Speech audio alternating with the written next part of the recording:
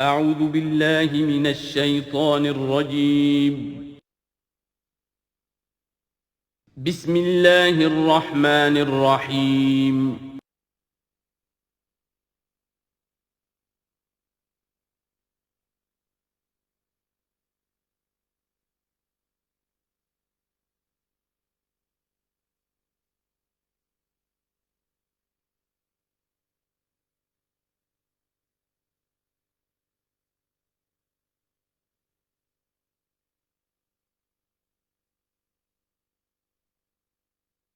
اعوذ باللہ من الشیطان الرجیم بسم اللہ الرحمن الرحیم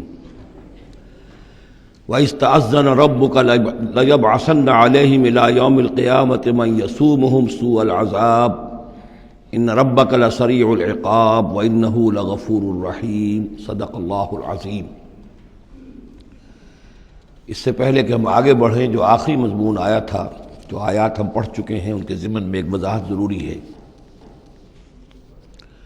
یہ جو ہم نے ابھی دیکھا کہ اس بستی کے لوگ تین قسم کے، تین حصوں میں منقسم ہو گئے تھے۔ ایک وہ لوگ جو گناہ میں بڑھے جا رہے تھے، ایک وہ کہ جو خود گناہ تو نہیں کر رہے تھے لیکن روک بھی نہیں رہے تھے، اور ایک وہ کہ جو گناہ سے خود بھی مجتنب تھے اور نہی عن المنکر کا فریضہ آخری وقت تک سر انجام دے رہے تھے۔ صراحت کے ساتھ یہاں جو فرمایا گیا کہ ہم نے بچایا کس کو؟ فَأَنْجَيْنَا الَّذِينَ يَنْهَوْنَ عَنِ السُّوءِ، بچایا ہم نے ان کو کہ جو روک رہے تھے بدی سے۔ وَأَخَذْنَا الَّذِينَ ظَلَمُوا بِعَذَابٍ بَئِيسٍ، اور ہم نے پکڑ لیا ان لوگوں کو جو گناہ میں ملوث تھے ایک بہت ہی برے عذاب میں ان کے نافرمانی کی وجہ سے۔ اس سے بعض حضرات نے ایک نقطہ نکالنے کی کوشش کی ہے، اور وہ یہ ہے کہ ایک گروہ کے بارے میں صراحت کے ساتھ آ گیا کہ اس کو بچا لیا، وہ لوگ جو نہی عن المنکر کر رہے تھے۔ ایک گروہ جس کے بارے میں صراحت سے کہا گیا کہ اس پر عذاب آیا، وہ ہے جو گناہ میں ملوث تھے۔ گویا کہ درمیانی گروہ جو ہے اس کے بارے میں یہاں سکوت اختیار کیا گیا ہے۔ ان کو ایک طرح سے امید دلائی جا رہی ہے کہ جو لوگ گناہ سے مجتنب رہیں گے، اگر وہ خود گناہ میں ملوث نہیں ہوئے ہیں تو اس عذاب سے کہ دنیا میں آتا ہے اس سے وہ بچا لیے جائیں گے۔ اور یہ بہت بڑی غلط فہمی ہے۔ یہ ایسی ہی بات ہے جیسے کہ میں نے آپ کو بتایا تھا سورہ مائدہ کے پڑھتے ہوئے کہ جو آیت مبارکہ تھی کہ علیکم انفسکم لا یضرکم من ضل اذا اہتدیتم، تو حضرت ابوبکر رضی اللہ تعالیٰ عنہ کو خطبہ ارشاد فرمانا پڑا کہ لوگوں تم اس آیت سے بالکل غلط نتیجہ نکال رہے ہو۔ اس کا یہ مطلب نہیں ہے کہ دعوت اور تبلیغ اور امر بالمعروف اور منکر تمہاری ذمہ داری نہیں ہے، بلکہ مطلب یہ ہے کہ تم اپنا سب کچھ کر لو، زور لگا لو سمجھانے کا، امر بالمعروف کا، نہی عن المنکر کا، پھر بھی اگر کچھ لوگ اڑے رہیں کفر پر اور گناہ پر تو پھر تم پر کوئی وبال نہیں ہے۔ اصل مفہوم یہ ہے، لیکن اس سے انسان جو ہے چاہتا ہے ذمہ داری سے فرار، تو اس کے لیے جہاں کہیں بھی اسے بہانہ ملتا ہے اس قسم کے وہ نقطے تراشتا ہے۔ یہاں یہ سمجھ لیجئے کہ اصل میں نہی عن المنکر نہ کرنا بھی تو جرم ہے۔ فَأَخَذْنَا الَّذِينَ ظَلَمُوا، ظلم جو لوگ ظلم کر رہے تھے، ایک دوہرا ظلم کر رہے تھے کہ گناہ میں ملوث بھی تھے اور اس میں ملوث تھے، اور دوسرے وہ لوگ تھے کہ جو اگرچہ ملوث نہیں تھے لیکن یہ کہ وہ روک نہیں رہے تھے۔ نہ روکنے کا جرم جو ہے یہ تو موجود ہے۔ اگر نہی عن المنکر فرض ہے، اگر یہ ذمہ داری ہے، تو نہ روکنا جو ہے یہ خود اپنی جگہ پر ایک جرم ہے۔ اس کے لیے میں آپ کو اصل میں ایک حدیث سنا دینا چاہتا ہوں، جو حدیث اس معاملے میں سمجھتا ہوں کہ آخری اور نص قطعی کی حیثیت رکھتی ہے۔ اور یہ حدیث جو ہے مولانا اشرف علی تھانوی رحمۃ اللہ علیہ نے خطبات جمعہ جو مرتب کی ہیں ان میں اس حدیث کو شامل کیا ہے، اور یہ حدیث قدسی ہے۔ اوحى اللہ عز وجل الی جبرائیل علیہ الصلاۃ والسلام ان اقلب مدینۃ کذا وکذا باہلھا، اللہ تعالیٰ نے وحی کی حضرت جبرائیل کو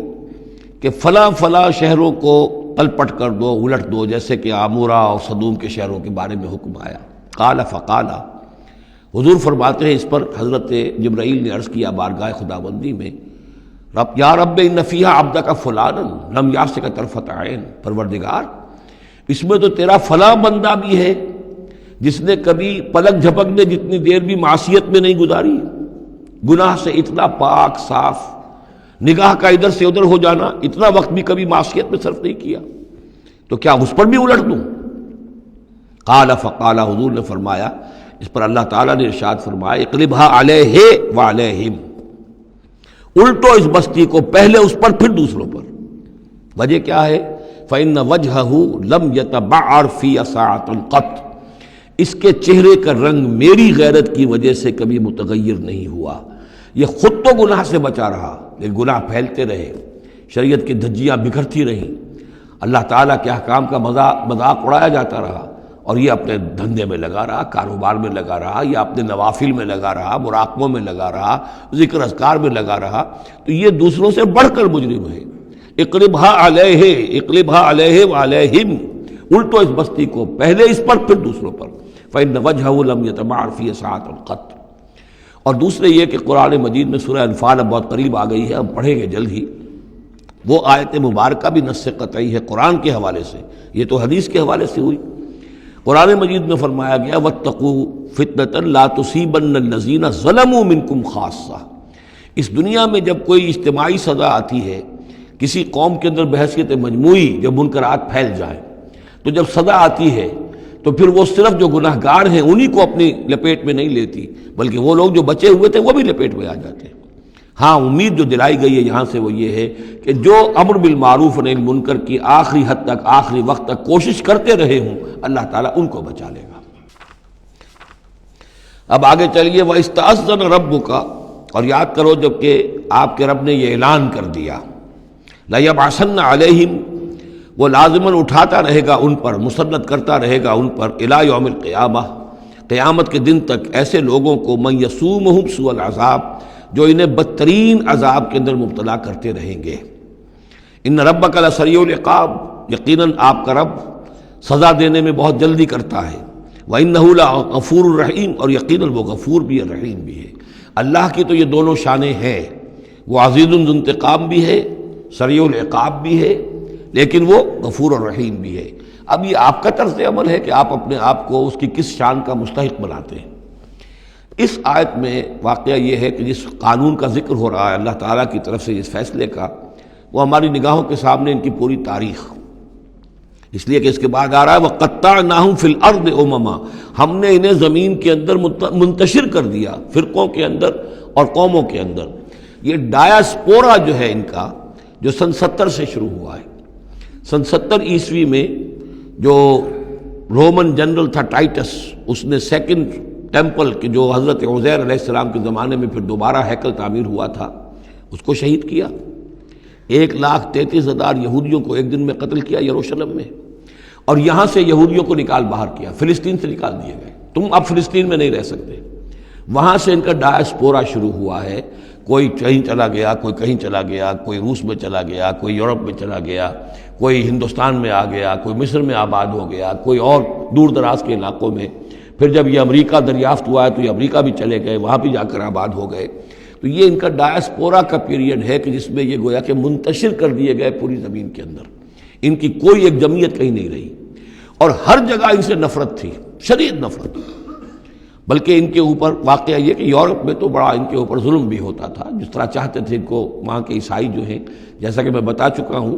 کہ ان کو معلوم تھا کہ یہ جو جن کو ہم خدا مانتے ہیں حضرت عیسیٰ علیہ السلام، ان کو سولی پر چڑھوایا انہوں نے، اور انہوں نے کفر کیا، اور وہ حضرت مسیح علیہ السلام کی شان میں گستاخی کرتے ہیں، حضرت مریم کی شان میں گستاخی کرتے ہیں، تہمتیں لگاتے ہیں، لہذا وہ ان کے درمیان دشمنی رہی۔ اور اس کی آخری مثال اس صدی میں، یعنی دور کی تاریخ تو شاید ہمیں معلوم ہو کہ شاید فیری ٹیلز ہیں، یہ کوئی کہانیاں ہیں جو ہم سن رہے ہیں، اس صدی میں جو ہوا ہٹلر کے ہاتھوں 6 ملین 60 لاکھ یہودی ختم کیے اس نے۔ پورا مشرقی یورپ کا یہودی جو ہے کھینچ کر وہاں سے پکڑ کر، جہاں تک ہٹلر کی حکومت بنی تھی، جہاں تک اس کے جو گئے تھے فتوحات کا دائرہ، وہاں سے یہودیوں کو کھینچ کر کنسنٹریشن کیمپس میں لایا گیا۔ پھر خاص مشینیں ایجاد کی گئیں، خاص جو ہیں اس کے لیے ایسے بنائے گئے کہ ان کے لیے اب اتنے لوگوں کو قتل کریں گے تو دفن کہاں کریں، ان کو کیا کریں، how to dispose of the dead bodies. تو اسپیشل پلانٹ بنائے گئے کہ ایک بڑے سے ہال میں داخل ہو رہے ہیں، وہاں سارے کپڑے اتروا لیے تاکہ یہ کپڑے بھی استعمال ہوں بعد میں۔ کہا یہ جاتا تھا کہ تمہارے کپڑوں میں جوئیں پڑ گئی ہیں، تو جوؤں کو اس کو ڈیلاؤس کرنے کے لیے ضروری ہے کپڑے اتار کے آگے گیس کے اندر، تاکہ وہ جوئیں ختم ہو جائیں گی۔ پھر ان کے بال اتروا لیتے تھے، عورتوں کے بال بھی شیو کر لیے، مردوں کے بھی، ان بالوں سے قالین بنائے انہوں نے جو نازیوں نے اپنے دفتروں میں بچھائے، ہیومن ہیئر کے قالین۔ پھر ان کو لے جا کر ایک گیس چیمبر کے اندر کے سب مر گئے۔ پھر اب وہ بڑے بڑے پٹے جیسے چلتے ہیں مشینیں، بڑے بڑی فیکٹریز کے اندر وہ پٹوں کے اوپر لاشیں چل رہی ہیں، پھر ان کا چورا ہو رہا ہے، جیسے کہ کہیں جو ہے وہ گھاس کاٹا جا رہا ہو یا کوئی اور چارہ جو ہے وہ کترا جا رہا ہو۔ پھر کسی خاص قسم کے کیمیکلز کے اندر ان کو تحلیل کیا کہ آخر میں کیا نکل رہا ہے، نہ کسی گوشت کا پتہ، نہ خون کا پتہ، نہ ہڈی کا پتہ، کسی شے کا پتہ نہیں، ایک بدبودار سیاہ رنگ کا مائع باہر نکل رہا ہے، اور اسے وہ لے گئے اپنے کھیتوں میں اور اسے بنا لیا کھاد۔ یہ کام اس صدی میں ہوا ہے، ہولوکاسٹ۔ اس میں زیادہ سے زیادہ یہ کہتے ہیں کہ یہ کچھ مبالغہ ہے 60 لاکھ کا، 40 لاکھ، تو 40 لاکھ بھی تو کم نہیں ہوتے،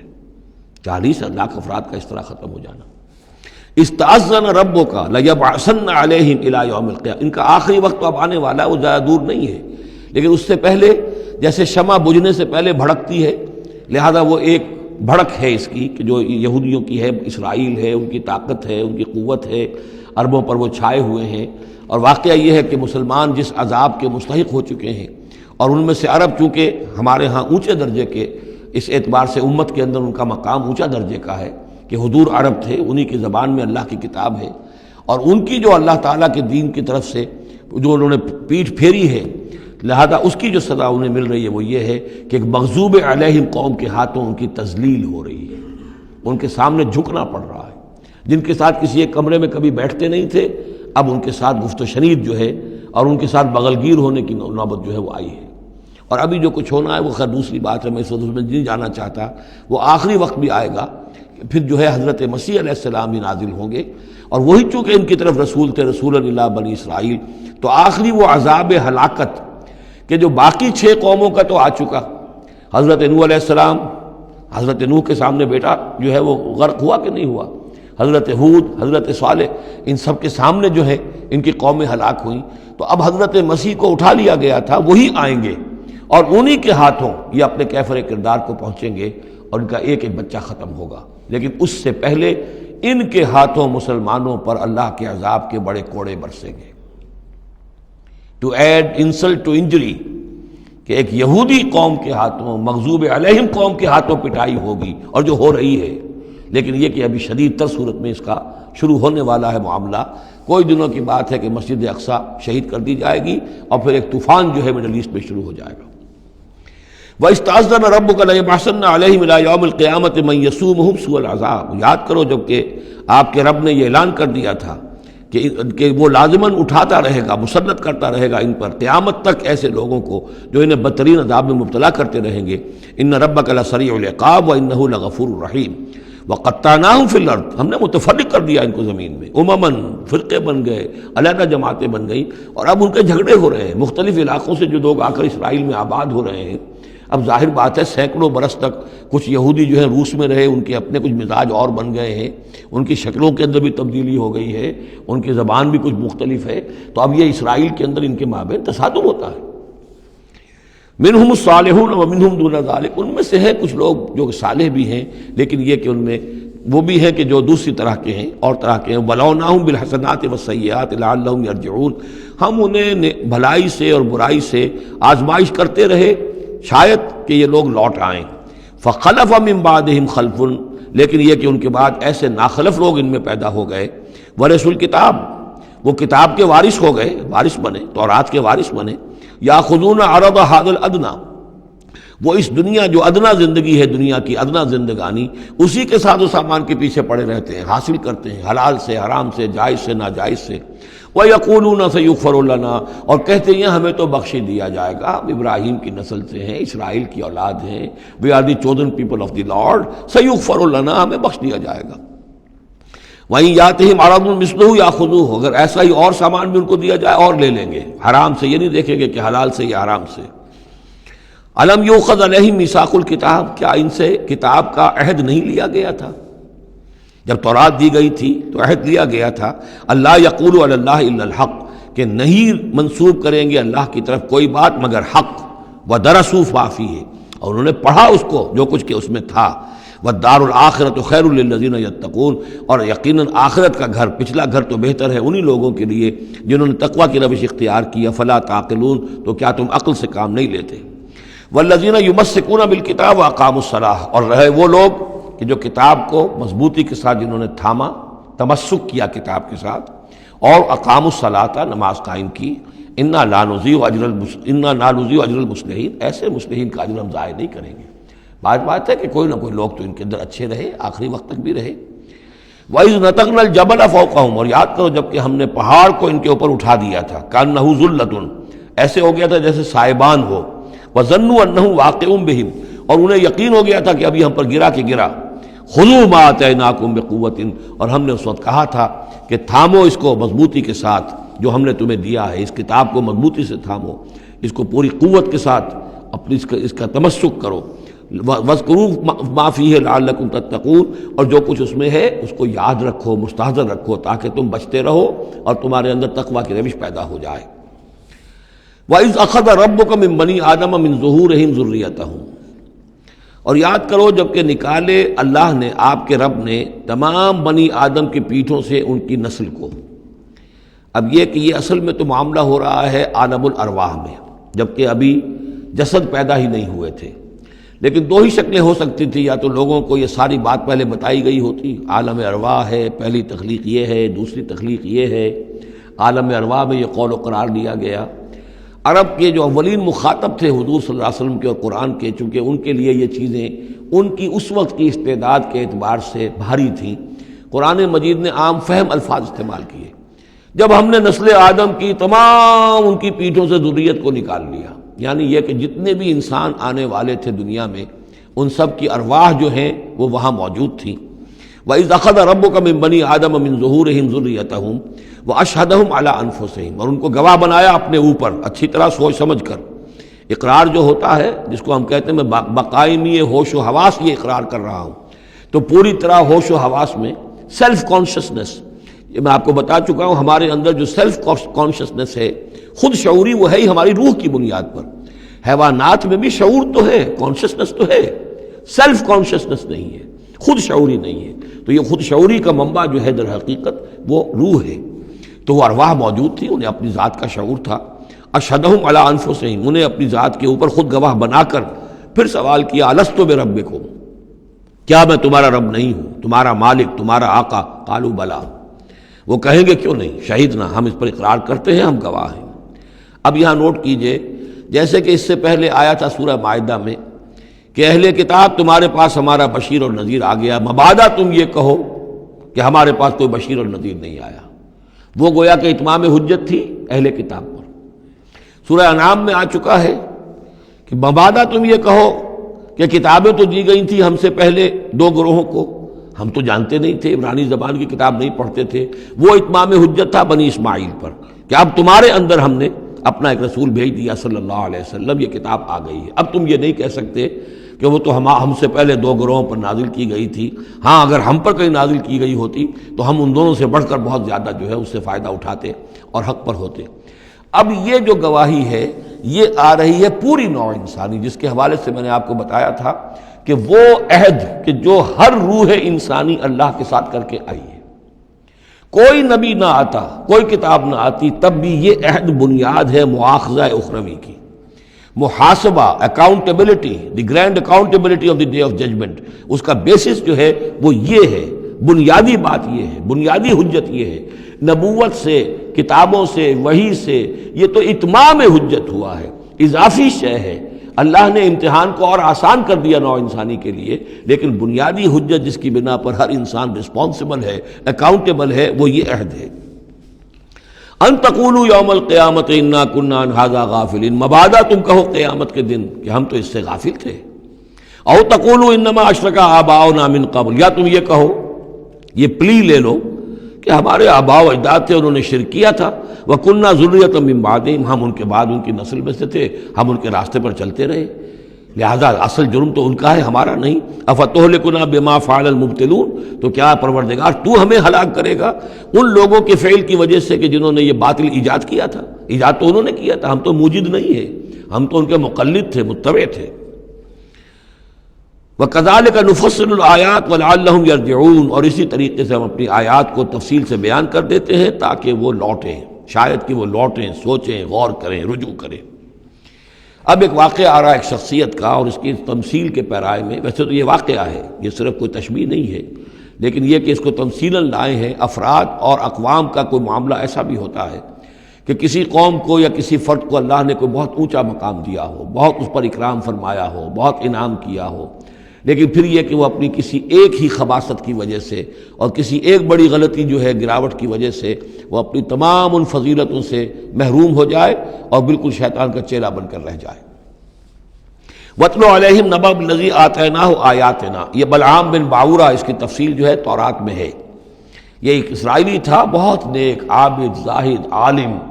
تورات کا بہت بڑا عالم، عابد اور زاہد، اور لوگ جو ہیں اس کی بہت عزت کرتے تھے، احترام کرتے تھے، اولیاء اللہ میں سے تھا۔ وَاتْلُ عَلَيْهِمْ نَبَأَ الَّذِي آتَيْنَاهُ آيَاتِنَا، نبأ ہے اس لیے یہ واقعہ ہے، یہ صرف مثال نہیں ہے۔ ان کو سنائیے خبر اس شخص کی جس کو ہم نے اپنی آیات عطا کی تھی۔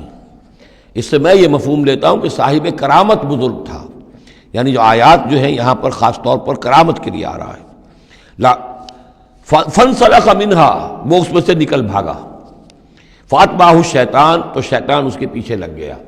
یہاں بھی ایک نقطہ بہت اہم ہے، پہلے انسان خود غلطی کرتا ہے، شیطان مجبور نہیں کر سکتا کسی کو غلطی پر۔ اِنَّ عِبَادِي لَيْسَ لَكَ عَلَيْهِمْ سُلْطَانٌ، کوئی اختیار کسی بندے پر شیطان کو حاصل نہیں ہے۔ غلطی خود کرے گا، اب شیطان جو ہے اس کا پیچھا کرے گا، اور اب اس کو، جس کو ہم کہتے ہیں ہمارے پنجاب میں یہ کہا جاتا ہے برے کو گھر تک پہنچا کے رہنا، کہ اب یہ کہ اسے کہیں راستے میں چھوڑے گا نہیں بلکہ آخری برائی کی آخری منزل تک پہنچائے گا۔ وَاتْلُ عَلَيْهِمْ نَبَأَ الَّذِي آتَيْنَاهُ آيَاتِنَا فَانْسَلَخَ مِنْهَا فَأَتْبَعَهُ الشَّيْطَانُ فَكَانَ مِنَ الْغَاوِينَ، تو وہ ہو گیا گمراہوں میں۔ وَلَوْ شِئْنَا لَرَفَعْنَاهُ بِهَا، ہم چاہتے تو اسے ان آیات اور جو بھی اس کے پاس علم تھا اس کے ذریعے سے ہم اسے اور بلند کرتے، اور اونچا مقام دیتے۔ وَلَكِنَّهُ أَخْلَدَ إِلَى الْأَرْضِ، مگر وہ تو زمین کی طرف دھنستا چلا گیا۔ یہ زمین کی طرف دھنسنا کیا ہے؟ ایک ہمارا جسد ہے، یہ حیوانی جسد، یہ زمین سے آیا ہے۔ منہا خلقناکم، اور اس کے تقاضے ہیں۔ ایک وہ روح ہے جو عہد کر کے آئی ہے الست بربکم، ان کے درمیان کشاکش ہے۔ روح چاہتی ہے اوپر اٹھنا، کل شیء یرجع الی اصلہ، ہر شے اپنی بنیاد اور اپنی جڑ کی طرف، اپنے منبع اور سرچشمے کی طرف لوٹنا چاہتی ہے، لہذا روح اوپر اٹھنا چاہتی ہے، وہ اوپر سے آئی ہے۔ یہ جسم جو ہے، یہ ہمارا حیوانی جسد، یہ زمین سے آیا ہے، اس کی ساری توجہات زمین کی طرف ہیں، یہیں کا مال و متاع ہو، یہیں سے اس کی خوراک آ رہی ہے، یہیں سے اس کی تقویت کا سامان آ رہا ہے، ساری چیزیں یہ۔ اب یہ جو کشاکش ہے، انسان کی روح وہ اللہ کی طرف جانا چاہتی ہے، اور یہ جسم جو ہے یہ دنیاوی لذتوں میں، عیش میں، دنیا کے اندر جو ہے حلال سے حرام سے جو بھی حاصل کیا جا سکے، بابر بعیش کوش کہ عالم دوبارہ نیست۔ اب اگر کوئی شخص فیصلہ کر لیتا ہے زمین کی طرف بیٹھنے کا، تو گویا کہ اب اس نے اپنے آپ کو اللہ تعالیٰ کی توفیق سے وہ محروم کر لیا۔ فانسلخ منہا، اب وہ روح سسکتی رہے گی، احتجاج کرتی رہے گی، سسکتی رہے گی، ایک وقت میں آ کر شاید وہ مر جائے، اس پر موت وارد ہو جائے، اور وہ زندہ ہونے کی شکل میں بھی وہ در حقیقت ایک مقبرہ بن جائے یا تعزیہ بن جائے کہ روح اس کے اندر دفن ہو چکی ہے۔ تو نظر آ رہا چلتا پھرتا انسان، حقیقت میں وہ انسان تو مر چکا، اندر روح جو ہے وہ دفن ہو چکی، اب جو چل رہا ہے وہ حیوان انسان چل رہا ہے، وہ انسان جو تھا وہ تو مر چکا۔ تو یہ ہے وَلَكِنَّهُ أَخْلَدَ إِلَى الْأَرْضِ، زمینی خواہشات، زمینی آرزوئیں، یہ نچلے درجے کی سفلی قسم کی خواہشات، سفلی آرزوئیں اور امنگیں۔ وَاتَّبَعَ هَوَاهُ، اور اس نے پیروی کی اپنی خواہشات کی۔ فَمَثَلُهُ كَمَثَلِ الْكَلْبِ، تو اس کی مثال کتے کی سی ہے۔ إِن تَحْمِلْ عَلَيْهِ يَلْهَثْ أَوْ تَتْرُكْهُ يَلْهَثْ، وہ ہر وقت ہی ہانپتا رہتا ہے، کوئی اس کے اوپر بوجھ رکھیے تب بھی ہانپے گا، اور ویسے بھی وہ اس کی زبان باہر نکلی ہوتی ہے، ہانپتا رہتا ہے۔ اسی طرح کا معاملہ ہے کہ اللہ نے تو اس کو اپنی نعمتیں عطا کی، لیکن وہ بدبخت ان کی قدر کرنے کی بجائے اس کتے کے مانند ہانپنے لگا اور زمین ہی کی طرف، اور کتا آپ نے دیکھا ہوگا چلتا ہوا سونگتا جاتا ہے زمین کو، ہر وقت سونگے گا زمین کو۔ ذالک مثل القوم الذین کذبوا بآیاتنا، یہی مثال ہے اس قوم کی بھی جنہوں نے ہماری آیات کو جھٹلایا۔ اور یہاں پھر نوٹ کیجئے کہ پاکستانی قوم اس کی سب سے بڑی مثال ہے۔ پاکستان کا بن جانا معجزہ تھا کسی حساب کتاب میں آنے والی شے نہیں۔ پھر پاکستان کا قائم رہ جانا معجزہ تھا، انگریزوں کو بھی اور ہندوؤں کو بھی یقین تھا کہ پاکستان قائم نہیں رہ سکتا، وائبل نہیں ہے، ختم ہو جائے، لیکن یہ کہ پاکستان قائم رہا۔ سن 65 میں اس کا بچ جانا معجزہ تھا۔ اتنی یقینی بات تھی کہ BBC ٹیلی ویژن کے اوپر دکھا دیا گیا فال آف لاہور، لاہور جو ہے وہ بھارتی فوج داخل ہو چکی ہے، قبضہ کر چکی ہے، اتنی یقینی بات تھی۔ شام کو جم خانہ میں شراب پینے کا پکا پروگرام تھا، لیکن خوف طاری کر دیا اللہ تعالیٰ نے ان کے دلوں پر، شاید ہمارا کوئی گھیراؤ کیا جا رہا ہے، کوئی ریزسٹنس نہیں ہے، کیا ہوا ہے؟ یہاں ہم غافل پڑے ہوئے تھے، ریزسٹنس کیا ہوتی؟ لیکن بجائے اس کے کہ وہ یہ سمجھتے کہ یہ غافل ہیں اور ریزسٹنس اس لیے نہیں ہو رہی، ان کے دلوں میں سألقی فی قلوب الذین کفروا الرعب، میں ان کافروں کے دلوں میں رعب ڈال دوں گا، وہ رعب پڑ گیا، پاکستان بچ گیا۔ تو یہ ساری چیزیں ہیں، معجزے پر معجزے ہیں، لیکن یہ سب کس لیے تھا کہ ہم اس ملک کو ہم نے حاصل کیا تھا اسلام کے نام پر، اسے تجربہ گاہ بنائیں گے، اسے ایک نمونہ بنا دیں گے پوری دنیا کے لیے، پوری دنیا دیکھے گی کہ اسلام کیا ہے، اسلام کا عادلانہ نظام کیا ہے۔ قائد اعظم نے کہا تھا ہم اس لیے پاکستان چاہتے ہیں کہ ہم عہد حاضر میں اسلام کے اصول حریت و اخوت و مساوات کا ایک نمونہ دنیا کے سامنے پیش کریں، وہ کہاں ہے؟ فانسلخ منہا،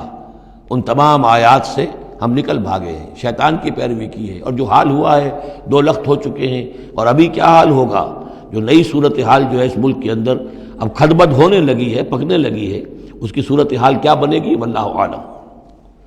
ذالک مثل القوم الذین کذبوا بآیاتنا، یہی مثال اس قوم کی بھی ہے جس نے ہماری آیات کو جھٹلایا۔ فاقصص القصص لعلہم یتفکرون، تو اے نبی آپ یہ چیزیں سنا دیجئے، شاید یہ تفکر کریں، شاید کہ یہ غور کریں، آپ یہ باتیں ہماری سنا دیجئے۔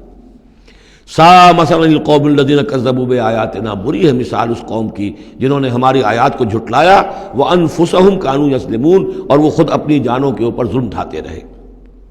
من یہد اللہ فہو المہتدی، جسے اللہ ہدایت دیتا ہے وہی ہدایت یافتہ ہوتا ہے۔ ومن یضلل فاولئک هم الخاسرون، اور جس کی گمراہی کے اوپر اللہ تعالیٰ کی طرف سے مہر قائم ہو جائے تو وہ تو تباہ ہونے والے ہی ہیں۔ وَلَقَدْ ذَرَأْنَا لِجَهَنَّمَ كَثِيرًا مِنَ الْجِنِّ، اب یہ تیسری بات آ گئی حکمت قرآنی کی۔ دیکھیے پہلے وہ عہد الست جو عالم ارواح میں ہم نے کیا تھا، اچھا اس عہد الست کے حوالے سے ہم پر یہ بات واضح ہو گئی، ایک ہمارا روحانی وجود ہے اور ایک ہمارا حیوانی وجود ہے۔ اگر ہماری توجہ اور ساری دلچسپی حیوانی وجود پر ہوگی تو ہم ظاہر بات ہے کہ پھر اس بلعام بن باورہ کی مثال بن جائیں گے، انفرادی سطح پر بھی اور قومی اور اجتماعی سطح پر بھی۔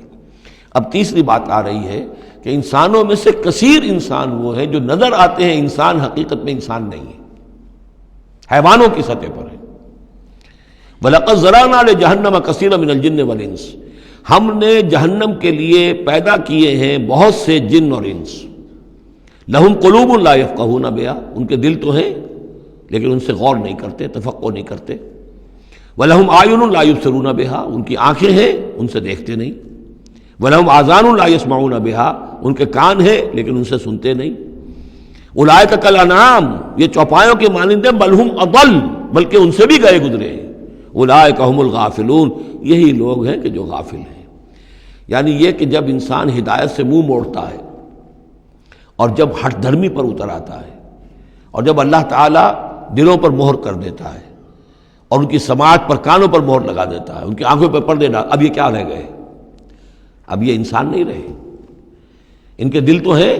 تفقع سے خالی ہے، مہر لگ چکی ہے۔ آنکھیں تو ہے حیوانوں کا سا دیکھنا دیکھ رہی ہیں، کتا بھی دیکھ لیتا ہے گاڑی آ رہی ہے مجھے بچنا ہے، انسان نے بھی دیکھ لیا، لیکن یہ دیکھنا حیوانی دیکھنا ہے۔ انسانی دیکھنا تو کچھ اور ہوتا ہے، کسی شے کو دیکھے اور اس کی حقیقت پر غور کرے۔ اہل نظر ذوق نظر خوب ہے، لیکن جو شے کی حقیقت کو نہ دیکھے وہ نظر کیا۔ لیکن یہ انسانی دیکھنا جو ہے، دیدن دیگر آموز شنیدن دیگر آموز، وہ دوسری قسم کا دیکھنا سیکھو، دوسری قسم کا سننا سیکھو۔ وہ سننا جو دل سے سنا جاتا ہے، وہ دیکھنا جو دل سے دیکھا جاتا ہے۔ لیکن جب ان کے دلوں پر مہر ہو گئی، ان کے کانوں پر مہر ہو گئی، ان کی آنکھوں پر پردے پڑ گئے، اب ان کا حال کیا ہے؟ لہم قلوب لا یفقہون بہا ولہم اعین لا یبصرون بہا ولہم آذان لا یسمعون بہا اولئک کالانعام بل ہم اضل، یہ چوپایوں کے مانند ہیں بلکہ ان سے بھی گئے گزرے۔ اس لیے کہ چوپایوں کو تو اللہ نے پیدا ہی اس لیول پر کیا تھا، ان کو پیدا کیا تھا بہت اونچے مقام پر۔ یہی سورۃ التین کا مضمون ہے، والتین والزیتون وطور سینین وہذا البلد الامین لقد خلقنا الانسان فی احسن تقویم ثم رددناہ اسفل سافلین. انسان پیدا کیا گیا اس بلند ترین مقام کے اوپر، مسجود ملائک، لیکن پھر جب یہ گرتا ہے تو سب سے نچلوں میں سب سے نیچے ہوتا ہے. تو یہ وہ لوگ ہیں اولئک کالانعام بل هم اضل اولئک هم الغافلون. یہی لوگ ہیں جو غافل ہیں، اس دنیا میں رہتے ہیں حیوانوں کی طرف کھایا پیا چرا چگا اور جو ہے بس دنیا کی لذتیں اٹھائیں اور مر گئے. کچھ ہوش نہیں کہ کیوں ہم پیدا کیے گئے، کون ہمارا خالق ہے، کون ہمارا مالک ہے، زندگی کاہے کے لیے ہے، زندگی آمد برائے بندگی، زندگی بے بندگی شرمندگی، کو مرنے کے بعد کہیں کسی کے سامنے حاضری ہے، کوئی جواب نہیں، کچھ نہیں، کوئی ہوش نہیں. وَلِلَّهِ الْأَسْمَاءُ الْحُسْنَى، اور تمام اچھے نام اللہ ہی کے ہیں. فَادْعُوهُ بِهَا، تو پکارو انہیں اس کے ذریعے سے، پکارو اللہ کو ان کے ذریعے سے. ایک نقطہ یہاں نوٹ کر لیجئے، قرآن مجید سے کہیں اللہ تعالیٰ کے لیے لفظ صفت ثابت نہیں ہوتا. ویسے حدیث میں ہے، میں صرف بیان کر رہا ہوں، قرآن میں نہیں. قرآن میں اللہ کے لیے لفظ آتا ہے نام، اسماء، یہ سب اللہ کے نام ہیں. ویسے یہ کہ صفاتی نام ہے یہ دوسری بات ہے، لیکن صفات کا لفظ جو ہے، صفت کا لفظ اللہ کے لیے ایجاباً مثبت طور پر قرآن میں کہیں نہیں آیا. نام ہے اللہ کے، اور نام جو ہے در حقیقت کسی ایک ہی شے کے 100 نام ہو سکتے ہیں. تلوار کے 5000 نام ہیں، تلوار تو ایک ہی شے ہے نا، لیکن اس کے مختلف اوصاف کے اعتبار سے بہت سے نام اس کے عرب رکھ لیتے تھے. تو اللہ تعالیٰ کے نام ہیں، ان ناموں میں سے کچھ قرآن میں بھی آئے ہیں، کچھ ایک حدیث ہے حضرت ابو ہریرہ سے رضی اللہ تعالیٰ عنہ، جس میں کہ حضور نے 99 نام گنوائے ہیں کہ اللہ کے یہ 99 نام ہیں، اور ان کے ذریعے سے تو اللہ سے دعا کی جائے تو اس کے ناموں کے حوالے سے، اللہ تعالیٰ کے ناموں کے. فَادْعُوهُ بِهَا، اللہ تعالیٰ کو پکارا کرو اس کے ناموں کے حوالے سے. یا ستارو، یا غفارو، یا کریمو، یا علیمو، یہ اس طریقے سے اللہ تعالیٰ کے جو نام ہیں. تو یا اللہ ہو، ظاہر بات ہے کہ اللہ جو ہے وہ بھی اللہ کا سب سے بڑا نام، سب سے اہم نام ہے. اس حوالے سے اس کو پکارو، دعا کرو اس کے ناموں کے حوالے سے. وَذَرُوا الَّذِينَ يُلْحِدُونَ فِي أَسْمَائِهِ، اور چھوڑ دو، دفع کرو ان لوگوں کو کہ جو اس کے ناموں میں کجی نکالتے ہیں. لحد کہتے ہیں ٹیڑھ کو. یہ قبر جو ہوتی ہے ایک سیدھی ہوتی ہے اور ایک ہوتی ہے لحد والی، جس میں کہ بغلی قبر. تو اسماء الہی میں لحد الحاد جو ہے تو یہ ہے کہ ان کا غلط استعمال کیا جائے. انہی ناموں کے حوالے سے ان کے مراقبے کر کے ان کے اندر تاثیرات ہیں، اس میں کوئی شک نہیں، لیکن ان کے غلط استعمالات جو ہیں وہ درست نہیں ہیں. اللہ تعالیٰ کے ذکر کے لیے، اللہ سے خود اپنی دعا کے لیے ان کو ذریعہ بنایا جائے، لیکن ان کو لوگوں کے لیے نقصان پہنچانے کا ذریعہ بنانا یہ گویا کہ الحاد ہو جائے گا، غلط استعمال. اور دوسرے یہ کہ بعض اللہ تعالیٰ کے نام جو ہیں وہ جوڑوں کی شکل میں ہیں، ان میں ایک ہی کے حوالے سے پکارنا وہ بھی الحاد ہو جائے گا. المعز المذل، یہ اب جوڑا ہے، وہی عزت دینے والا ہے، وہی ذلت دینے والا ہے. لیکن اگر آپ نے یا مذلو یا مذلو یا مذلو کہنا شروع کر دیا تو یہ الحاد ہو جائے گا. اے ذلیل کرنے والے، اے ذلیل کرنے والے، اے ذلیل کرنے والے. جہاں دونوں لفظ آنے چاہیے، یا معز ہو یا مذل ہو. اے وہ کہ جو عزت دینے والا ہے اور اے وہ کہ جو ذلیل کرتا ہے. یہ دونوں نام جو ہے الرافع والخافض، ایک وہ ہے کہ جو اٹھانے والا ہے، اونچا کرنے والا ہے، اور نیچے گرانے والا ہے، وہ الخافض بھی ہے، الرافع بھی ہے، المعز بھی ہے، المذل بھی ہے، المحیی بھی ہے، الممیت بھی ہے، زندہ رکھنے والا بھی ہے، موت وارد کرنے والا بھی ہے. تو یہ جو جوڑوں کے نام ہیں ان کو ساتھ ساتھ ہی ہمیشہ رکھنا چاہیے. سَيُجْزَوْنَ مَا كَانُوا يَعْمَلُونَ، القریب وہ بدلہ پائیں گے اپنے اعمال کا. وَمِمَّنْ خَلَقْنَا أُمَّةٌ يَهْدُونَ بِالْحَقِّ وَبِهِ يَعْدِلُونَ، اور جو انسان ہم نے پیدا کیے ہیں ان میں یقیناً ہر دور میں کچھ لوگ رہے ہیں، ایسی جماعتیں رہی ہیں. اور جیسے کہ حضور نے ضمانت دی ہے کہ میری امت میں ایک طبقہ، ایک جماعت، ایک گروہ ضرور، لا تزال فی امتی طائفۃ قائمین علی الحق، حق پر قائم رہے گی. تو فرمایا وہ یہدون بالحق، جو حق کی ہدایت بھی دیتے رہیں گے، اور بہی یعدلون، اور حق ہی کے ساتھ عدل بھی کرتے رہیں گے. والذین کذبوا بآیاتنا سنستدرجهم من حیث لا یعلمون، باقی رہے وہ لوگ کہ جو ہماری آیات کی تکذیب کرتے ہیں تو ہم رفتہ رفتہ سہج سہج ان کو لے آئیں گے وہاں سے جہاں انہیں پتہ بھی نہیں ہوگا. استدراج اسے کہتے ہیں کہ ایک شخص کفر کے راستے میں بڑھتا جا رہا ہے، لیکن اس کی کامیابیاں دنیا میں بڑھتی جا رہی ہیں، وہ اور بڑھ رہا ہے اور بڑھ رہا ہے. وہ سمجھ رہا ہے اللہ کا فضل ہو رہا ہے مجھ پر، حالانکہ اصل میں اللہ تعالیٰ نے اس کی رسی دراز کی ہے تاکہ اور گناہ جو اس نے کمانے ہیں وہ کما لے. اس کو استدراج کہتے ہیں، اور یہ بہت بڑا فتنہ ہے. بسا اوقات ایک انسان غلط راستے پر چل رہا ہے لیکن وہ اس استدراج کی وجہ سے یہ سمجھ بیٹھتا میں صحیح راستے پر ہوں، تبھی تو اللہ کی رحمت آ رہی ہے، تبھی تو مجھے کامیابی مل رہی ہے، قدم قدم پر جو ہے کامیابی میری قدم بوسی کر رہی ہے۔ نہیں، یہ استدراج ہے۔ والذین کذبوا بآیاتنا سنستدرجهم من حیث لا یعلمون، ہم آہستہ آہستہ انہیں پکڑ لیں گے جہاں سے انہیں پتہ بھی نہیں ہوگا۔ واملی لہم، آپ ان کو ڈھیل دیں گے، ان کیدی متین، میری چال بہت مضبوط ہے۔ جب وہ مچھلی جو ہے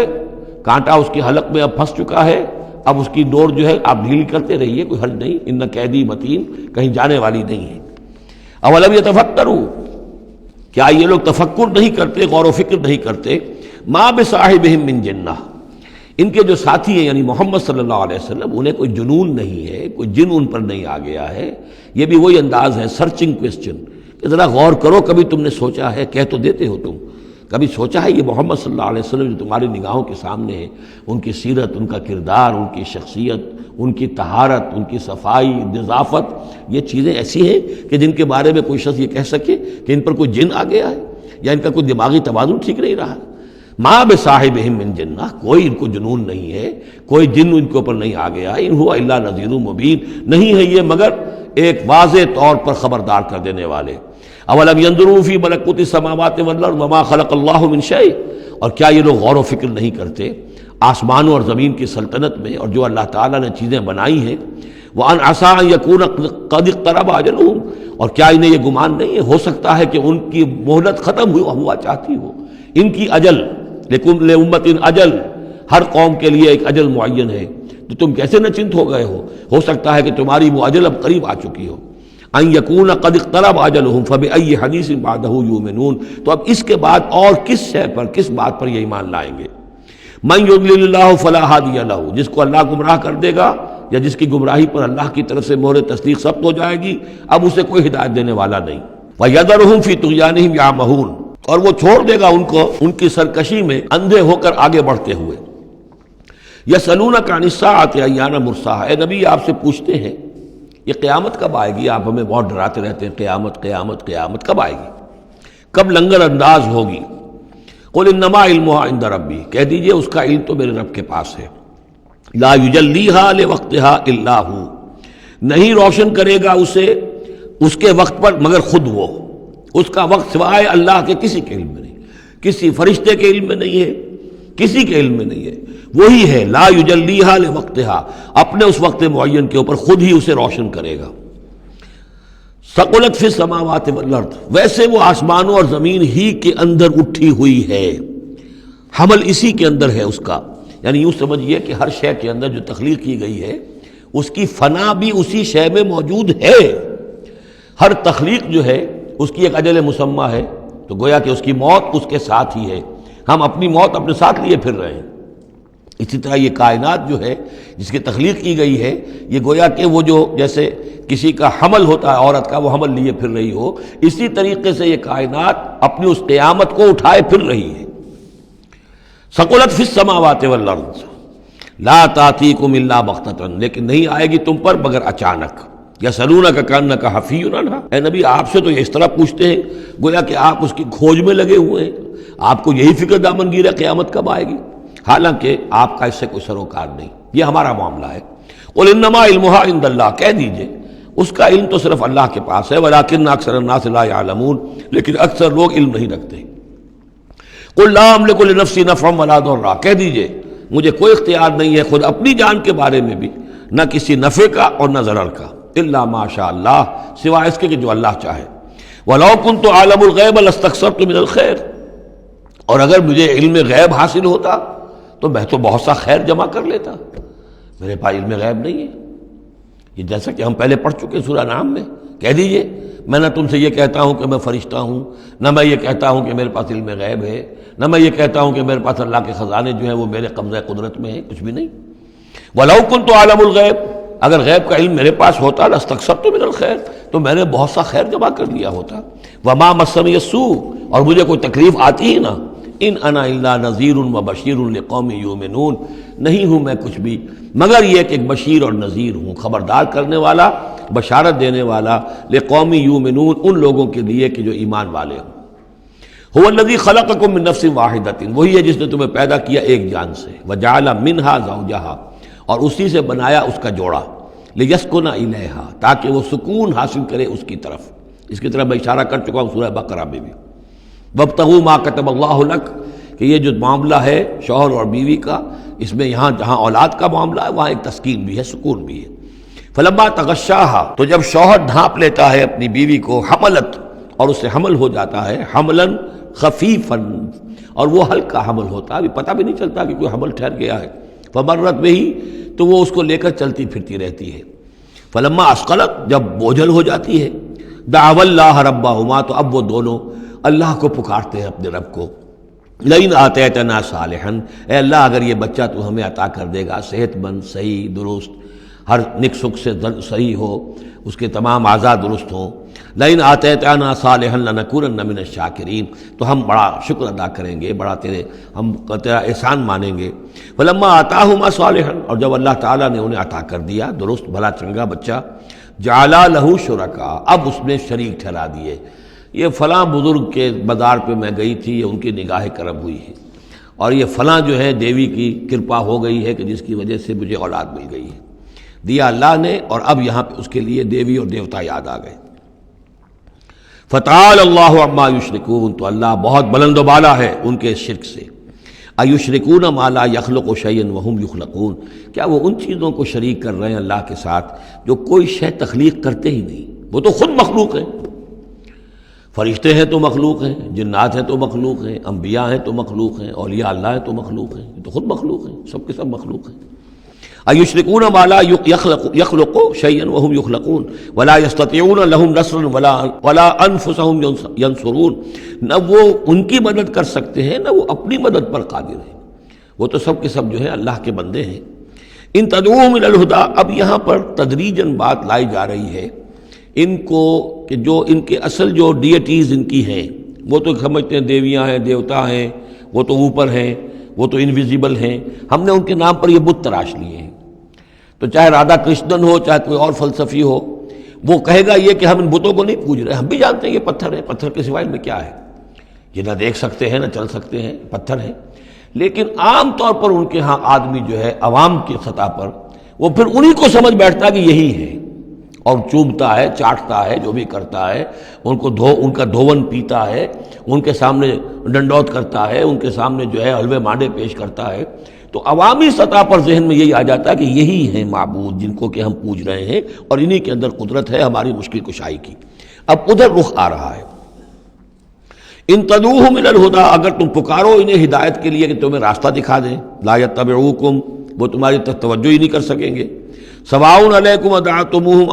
ام انتم صامتون، برابر ہے تم پر کہ تم انہیں پکارو یا خاموش رہو۔ ان الذین تدعون من دون اللہ عباد امثالکم، ہاں جنہیں تم پکار رہے ہو، جنہیں دیوتا اور دیوی بنا لیا ہے، فرشتے ہیں یا اولیاء اللہ ہیں، وہ بھی تمہاری طرح کے بندے ہیں، عباد امثالکم، وہ تمہاری طرح کے بندے ہیں، فادعوہم فلیستجیبوا لکم ان کنتم صادقین، تو پکارو ان کو اور پھر دیکھو اگر تم سچے ہو تو پھر ان کی طرف سے تمہیں کوئی جواب ملنا چاہیے، کوئی وحی آنی چاہیے۔ لیکن یہ کہ ہم نے تو انہیں تمہاری اس، بلکہ آئے گا قرآن مجید میں آگے چل کر کہ وہ کہیں گے کہ ہم تو غافل تھے، ہمیں تو پتہ نہیں تھا کہ تم ہمیں پکارتے رہے، ہمیں ہماری دعائی دیتے رہے اور ہم سے مانگتے رہے، یا شیخ عبد القادر جیلانی شیئا للہ، ہمیں کیا پتہ تم نے یہ ہمارے ساتھ حماقتیں کی ہیں، ہمیں تو کوئی معلوم نہیں، تو وہ تو کہیں گے غافل ہیں ہم۔ اب یہاں بتوں کی طرف اشارہ ہو رہا ہے، ام لہم ارجل یمشون بہا، کیا ان کے پاؤں ہیں، تم نے بنا تو دیے پاؤں، کیا چلتے بھی ہیں ان سے؟ ام لہم ایدین یبطشون بہا، ہاتھ بھی تم نے بنا دیے ان کے، لیکن کیا یہ اس سے پکڑ بھی سکتے ہیں؟ ام لہم اعین یبصرون بہا، کیا ان کی آنکھیں ہیں جن سے یہ دیکھتے ہوں؟ ام لہم آذان یسمعون بہا، یا ان کے جو کان ہیں ان سے یہ سنتے ہیں؟ قل ادعوا شرکاءکم، اے نبی اب کہہ دیجئے، اب یہ قول فیصل ہے، جیسے حضرت ابراہیم سے کہلوا دیا گیا تھا، انی بریء مما تشرکون، اور تم جو بھی کچھ تمہارے یہ معبود ہیں جو میرا بگاڑنا چاہیں بگاڑ لیں، مجھے کوئی خوف نہیں۔ قل ادعوا شرکاءکم، اے نبی ان سے کہہ دیے پکار لو اپنے سارے شریکوں کو، ثم کیدون، اور پھر میرے خلاف جو چالیں چل سکتے ہو چل لو، جو بھی اقدام کر سکتے ہو کر لو، فلا تنظرون، مجھے کوئی مہلت نہ دو، میں تم سے کوئی درخواست نہیں کرتا کہ میرے ساتھ نرمی کرو، مجھے مہلت دو، جو بگاڑ سکتے ہو بگاڑ لو اپنے سارے معبودوں کو پکار کر۔ ان ولی اللہ الذی نزل الکتاب، میرا ولی، میرا پشت پناہ، میرا مددگار، میرا حمایتی، میرا حفاظت کرنے والا وہ اللہ ہے جس نے یہ کتاب مجھ پر نازل کی ہے۔ وَهُوَ يَتَوَلَّى الصَّالِحِينَ، اور وہ اپنے صالح بندوں کا ولی ہے، ان کا ساتھی ہے، مددگار ہے، پشت پناہ ہے۔ وَالَّذِينَ تَدْعُونَ مِن دُونِهِ لَا يَسْتَطِيعُونَ نَصْرَكُمْ، جنہیں تم پکار رہے ہو اس کو چھوڑ کر، وہ تمہاری مدد کی استطاعت ہی نہیں رکھتے، ان کے اندر طاقت ہی نہیں ہے۔ وَلَا أَنفُسَهُمْ يَنصُرُونَ، نہ وہ اپنی جان بچا سکیں گے۔ وَإِن تَدْعُوهُمْ إِلَى الْهُدَىٰ لَا يَسْمَعُوا، اگر تم انہیں ہدایت کے لیے پکارو کہ ہمیں کوئی ہدایت دے، جیسے ہم اللہ کو پکارتے ہیں اهدنا الصراط المستقیم، اهدنا الصراط المستقیم، تو وہ تو تمہیں لا يسمعوا، وہ سنتے ہی نہیں، تم پکارتے رہو۔ وَتَرَاهُمْ يَنظُرُونَ إِلَيْكَ وَهُمْ لَا يُبْصِرُونَ، اور تم سمجھتے ہو کہ وہ تمہیں دیکھ رہے ہیں جبکہ وہ دیکھتے ہی نہیں۔ خُذِ الْعَفْوَ وَأْمُرْ بِالْعُرْفِ، اے نبی صلی اللہ علیہ وسلم، اب یہ آخر میں پھر حضور سے خطاب، یہ اکثر مکی صورتوں میں ہوتا ہے، اختتام پر حضور سے التفات۔ خُذِ الْعَفْوَ، اے نبی عفو کو، درگزر کو تھام لیجئے، یعنی آپ ان سے زیادہ بحث میں، ان سے زیادہ کسی تلخی میں، کسی اس طرح کے معاملے میں الجھیے نہیں، معاف کیجئے، چھوڑیے ان کو، دفع کیجئے۔ خُذِ الْعَفْوَ وَأْمُرْ بِالْمَعْرُوفِ، اور بھلی بات کا حکم دیتے رہیے، جو بھی اچھی بات ہے اس کی طرف دعوت دیتے رہیے، آپ کا کام ہے دعوت دینا۔ وَأَعْرِضْ عَنِ الْجَاهِلِينَ، اور جو آپ سے الجھنا چاہیں ان سے اعراض کیجئے، خام خواہ، جیسے کہ آگے آئے گا سورہ فرقان میں، وَإِذَا خَاطَبَهُمُ الْجَاهِلُونَ قَالُوا سَلَامًا، جب جاہل الجھنا چاہتے ہیں ان عباد الرحمن سے، وہ کہتے ہیں سلام، ہم آپ سے لا نبتغی الجاہلین، ہم جاہلوں کے سر نہیں لگنا چاہتے، منہ نہیں آنا چاہتے۔ تو فرمایا آپ یہ تین الفاظ آئے ہیں، خذ العفو، یہ ایک داعی کے لیے بڑی بنیادی چیزیں ہیں، معاف کرتے رہنا، درگزر کرتے رہنا۔ وَأَمُرْ بِالْمَعْرُوفِ وَبِالْعُرْفِ، اور بھلی بات کا، اچھی بات کا حکم دیتے رہنا۔ وَأَعْرِضْ عَنِ الْجَاهِلِينَ، اور جو الجھنا چاہیں، جاہل ہوں، جو جذباتی لوگ ہیں، مشتعل مزاج ہیں، ان سے اعراض۔ وَإِمَّا يَنزَغَنَّكَ مِنَ الشَّيْطَانِ نَزْغٌ، اور اگر کبھی کوئی چھوت لگ ہی جائے آپ کو شیطان کی طرف سے، نزع کھینچ لینا، نزغ مس کر جانا، چھو جانا، چھوت، عین اور غین کا یہ فرق ہو گیا، یعنی یہ کہ کبھی آپ کو غصہ آئی جائے، آخر ظاہر بات ہے بربنائے طب بشری، کبھی غصہ آئی جاتا ہے، آخر آئی گیا تھا حضور کو غزوہ احد میں، کیف یہدی اللہ قوما خضبوا وجہ نبیہم بالدم، کیسے اللہ ہدایت دے گا اس قوم کو جس نے اپنے نبی کے چہرے کو خون سے رنگ دیا، غصہ آ گیا تھا۔ لیس لک من الامر، اے نبی آپ کے ہاتھ میں اختیار نہیں ہے، ہدایت اور ضلالت کا اختیار ہمارے ہاتھ میں ہے۔ اسی طریقے سے اے نبی اگر کبھی غصہ آ جائے، فرمایا وَإِمَّا يَنزَغَنَّكَ مِنَ الشَّيْطَانِ نَزْغٌ فَاسْتَعِذْ بِاللَّهِ، فوراً اللہ کی پناہ طلب کرو، إِنَّهُ سَمِيعٌ عَلِيمٌ، اور یہ پھر آگے چل کر حامیم السجدہ میں بھی یہ آیت آئے گی، إِنَّهُ هُوَ السَّمِيعُ الْعَلِيمُ، یقیناً وہی ہے سب کچھ سننے والا اور سب کچھ جاننے والا۔ إِنَّ الَّذِينَ اتَّقَوْا إِذَا مَسَّهُمْ طَائِفٌ مِّنَ الشَّيْطَانِ تَذَكَّرُوا، اور یہی روش ہے تقوی والوں کی، جن لوگوں کے اندر تقوی ہوتا ہے، جب ان پر کوئی گزر ہو جاتا ہے شیطان کے کسی سائے کا، اذا مسہم طائف من الشیطان، شیطان کا کوئی ان کے اوپر گزر ہو گیا، کوئی سایہ پڑ گیا، تذکروا، فوراً وہ چوکنے ہو جاتے ہیں، فوراً ہوش میں آ جاتے ہیں کہ یہ کیا ہوا، ہم پر کچھ اثر پڑ گیا تھا، کچھ عارضی طور پر کچھ غفلت سے طاری ہو گئی تھی، جیسے کہ خود حضور فرماتے ہیں صلی اللہ علیہ وسلم، انہ لا یغان علی قلبی، میرے دل پر بھی کبھی کبھی حجاب سا آ جاتا ہے، وَإِنِّي لَأَسْتَغْفِرُ اللَّهَ 70 مرة فی کل یوم، اور میں روزانہ 70 مرتبہ اللہ سے استغفار کرتا ہوں۔ لیکن یہ سمجھ لیجئے کہ ہمارے دل کے اوپر حجاب وہ بہت اور شے ہے، اور حضور کے قلب مبارک پر حجاب، آپ کے قلب مبارک کا حجاب جو ہے وہ ہماری 100 حضوریوں، لاکھوں حضوریوں سے بڑھ کر جو ہے وہ حضوری کے درجے میں ہوگا۔ لیکن جو انٹینسٹی ہے، جو تعلق مع اللہ کی انٹینسٹی ہے، اس میں ذرا سی کمی بھی آ گئی ہے تو اس سے حضور نے تعبیر کیا کہ میرے بھی دل پر کبھی کبھی حجاب آ جاتا ہے، انہ لا یغان علی قلبی، انٹینسٹی تو کم ہو گئی نا، یہ بجلی جس پاور کی ہے ذرا سی کم ہو جائے گی تو ایک دفعہ تو آپ کو محسوس ہوگا اندھیرا ہو گیا، حالانکہ بجلی ہے، روشنی ہے، اندھیرا نہیں ہوا ہے، لیکن اس کی پاور کم ہوئی ہے۔ تو فرمایا کہ انہ لا یغان علی قلبی وانی لاستغفر اللہ 70 مرة فی کل یوم۔ ان الذین اتقوا اذا مسهم طائف من الشیطان تذکروا، تو فوراً وہ چوکنے ہو جاتے ہیں، یاد کرتے ہیں، فاذا هم مبصرون، اور ان کی آنکھیں کھل جاتی ہیں، انہیں حقائق نظر آنے لگتے ہیں، وقتی سا جو سایہ پڑ گیا تھا اس سے وہ فوراً نکل آتے ہیں۔ وَإِخْوَانُهُمْ يَمُدُّونَهُمْ، باقی جو شیطانوں کے بھائی ہیں انہیں شیطان گھسیٹ کر لے جاتے ہیں، فی الغی، وہ اس کجی کے اندر وہ گھسیٹتے ہوئے دور تک پہنچاتے ہیں، جیسے بلعم بن باعورہ کو پہنچایا کہ اسے آخری حد تک پہنچا کر دم لیا۔ تو شیطانوں کا جو ولی ہوگا پھر شیطان کا تو اس کے اوپر زور چلے گا، لیکن جو اللہ کے بندے ہیں ان پر تو شیطان کا اختیار ہے ہی نہیں۔ وہ تو یہ کہ جیسے ہی ذرا سا ان کے اوپر کوئی اثر پڑا بھی، کوئی سایہ سا آیا بھی تو فوراً چونک گئے اور اللہ کی طرف متوجہ ہو گئے۔ ثم لا یخسرون، پھر وہ کمی نہیں کرتے، اسے آخری منزل جو ہے گمراہی کی وہاں تک پہنچا کر رہتے ہیں۔ وَإِذَا لَمْ تَأْتِهِمْ بِآیَةٍ، اب دیکھیے یہ عمود ان دونوں صورتوں کا، خاص طور پر انعام کا، آیت لاؤ، نشانی لاؤ، معجزہ دکھاؤ، نبوت منوانا چاہتے ہو، رسالت منوانا چاہتے ہو تو دکھاؤ معجزہ، حصی معجزہ، جیسے موسیٰ کو ملے، جیسے عیسیٰ کو ملے، وغیرہ وغیرہ۔ اب اس کو سم اپ کر رہے ہیں، وَإِذَا لَمْ تَأْتِهِمْ بِآیَةٍ، اے نبی جب آپ ان کے پاس کوئی معجزہ نہیں لائے، قالوا، انہوں نے کہا لولا اجتبیتہا، کیوں نہیں کوئی چن کر لے آتے، کہیں سے چھانٹ کر لے آتے، تو اب تمہارا دعویٰ یہ ہے تم اللہ کے رسول ہو، محبوب ہو، تو کیا وجہ ہے، کیوں رہ گئے، کس وجہ سے؟ لولا اجتبیتہا، کہیں سے کوئی چھانٹی کر کے، کہیں سے کوشش کر کے لے آتے۔ قل انما اتبع ما یوحی الی، اس زمن میں ایک واقعہ میں نے پڑھا تھا، یہ تفسیر کبیر میں، امام راضی کی تفسیر میں، کہ حضور کے ایک پھپھی زاد بھائی تھے، اگرچہ وہ ایمان نہیں لائے تھے لیکن حضور سے ہمدردی رکھتے تھے، ساتھ رہتے تھے، تعاون کرتے تھے، جہاں کہیں حضور جاتے تھے دل میں نرمی تھی ان کے، اور امید تھی حضور کو کہ حضور ایمان لے آئیں گے۔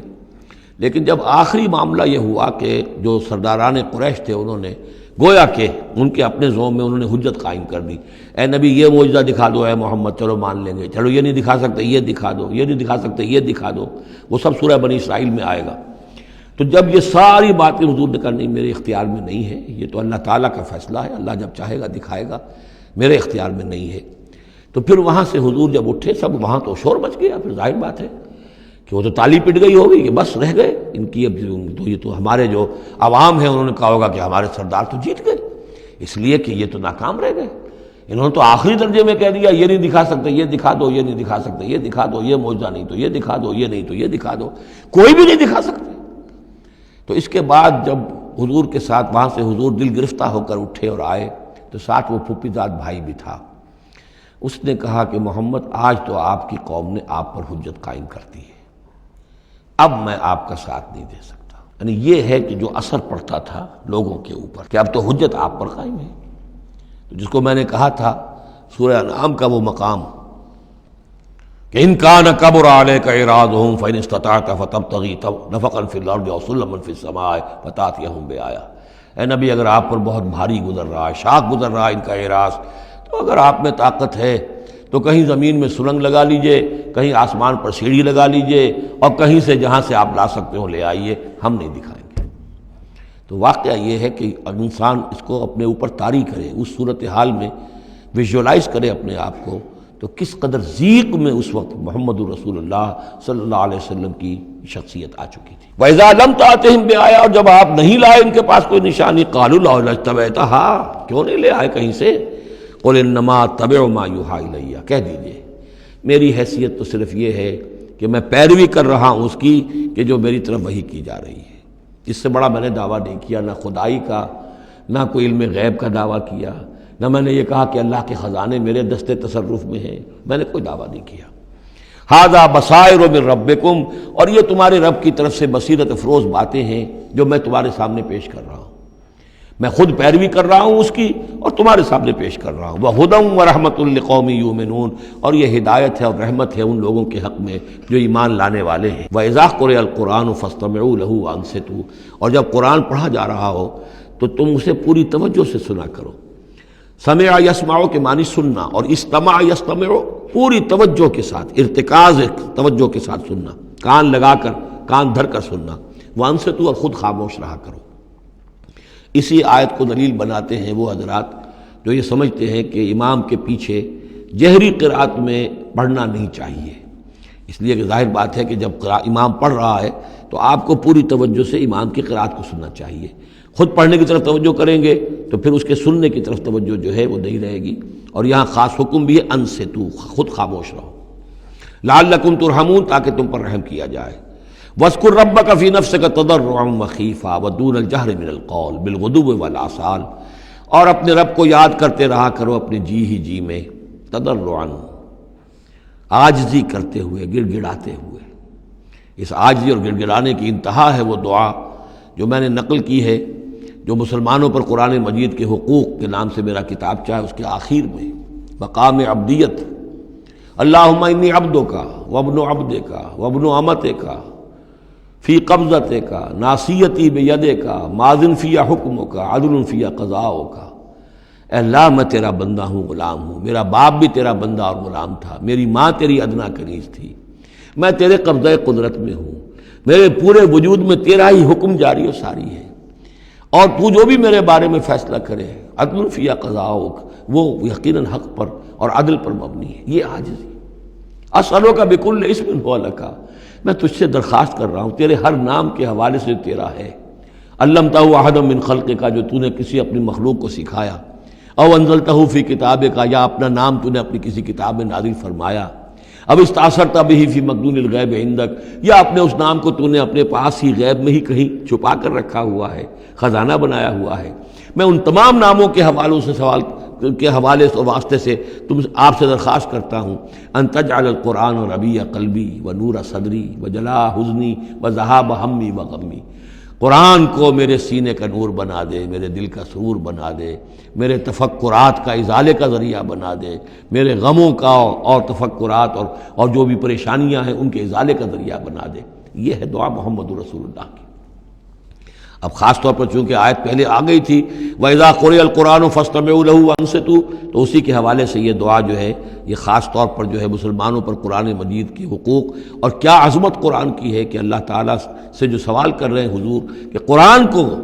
التجعل القرآن ربیع قلبی و نور صدری، میرے سینے کا نور، میرے دل کی بہار بنا دے۔ وَاذْكُرْ رَبَّكَ فِي نَفْسِكَ تَضَرُّعًا وَخِيفًا، اور یاد کرتے رہا کرو اپنے رب کو اپنے جی میں گڑ گڑاتے ہوئے، عاجزی کے ساتھ، اور خیفہ، خوف کے ساتھ، دون الجہر من القول، اور بلند آواز سے نہیں، پست آواز سے۔ لیکن یہ ضرور ہے کہ آدمی دعا مانگے تو ایسے مانگے کہ خود سن لے۔ اس میں یہ ہوتا ہے کہ ایک تو دعا وہ مانگ رہا ہے، ایک اس کی سماعت بھی اس دعا سے استفادہ کرتی ہے۔ نماز میں بھی اگر اکیلا انسان نماز پڑھ رہا ہو تنہا، تو جو رکعتیں ہیں چاہے سری بھی ہوں ان کو ایسا ضرور پڑھے کہ جیسے خود وہ سن رہا ہے، اس حد تک جو ہے تاکہ وہ نماز میں جو پڑھ رہا ہے اس کے ساتھ اس کی سماعت بھی اس سے مستفید اور مستنیر ہوتی چلی جائے۔ بالغدو والآصال، اور یہ آپ ذکر کرتے رہے اللہ کا اپنے جی میں عاجزی کے ساتھ اور خوف کے ساتھ، اور یہ کہ زیادہ بلند آواز سے نہیں بلکہ پست آواز سے، صبح کے وقت بھی اور شام کے اوقات میں بھی۔ جیسے میں نے توجہ دلائی تھی سورہ نام کے شروع میں، نور ہمیشہ قرآن میں واحد آئے گا، ظلمات ہمیشہ جمع، اسی طرح غدو یہ ہمیشہ ایک، اور آصال اصیل کی جمع ہے، یعنی شام کے اوقات۔ اور اس میں اشارہ ہے کہ صبح کی نماز ایک ہی ہے جو اللہ تعالیٰ نے فرض رکھی ہے، اور جیسے ہی لدلوک الشمس الی غسق اللیل، سورج ذرا ڈھلنا شروع ہوتا ہے، مغرب کی طرف ذرا اترنا شروع ہوتا ہے، وہاں سے لے کے پے بپے نمازیں ہیں، ظہر ہے، عصر ہے، مغرب ہے، عشاء ہے، تو یہ جو ہے یہ آصال جمع کا صیغہ ہے۔ بالغدو والآصال، غدو والآصال، ولا تکن من الغافلین، اور غافلوں میں سے نہ ہو جائیے۔ ان الذین عند ربک، یقیناً وہ بزرگ ہستیاں، وہ ملائکہ مقربین، وہ ملائے اعلیٰ جو اپنے رب کے پاس ہیں، مقربین ہیں، قریب ترین ہیں، وہ جس کے بارے میں امیر خسرو نے کہا ہے کہ خدا خود میر محفل بود اندر لامکاں خسرو، محمد شمع محفل بود شب جائے کہ من بودم۔ ایک لامکاں کی محفل وہ بھی ہے جہاں کا میر مجلس اللہ ہے، اور جہاں فرشتے ہیں، ملائکہ مقربین ہیں، اور محمد رسول اللہ روح محمدی وہاں گویا کہ چراغ اور شمع کی حیثیت سے ہے۔ تو ان الذین عند ربک لا یستکبرون عن عبادتہ، وہ جو اس کے قریب ترین ہیں وہ بھی اس کی عبادت سے استکبار نہیں کرتے، استکبار کی بنیاد پر عبادت سے دستکش نہیں ہوتے۔ وَيُسَبِّحُونَهُ، اور اس کی تسبیح کرتے رہتے ہیں، وہ لَهُ يَسْجُدُونَ، اور اس کے لیے سجدے کرتے رہتے ہیں۔ بارک اللہ لی ولکم فی القرآن العظیم ونفعنی وإیاکم بالآیات والذکر الحکیم۔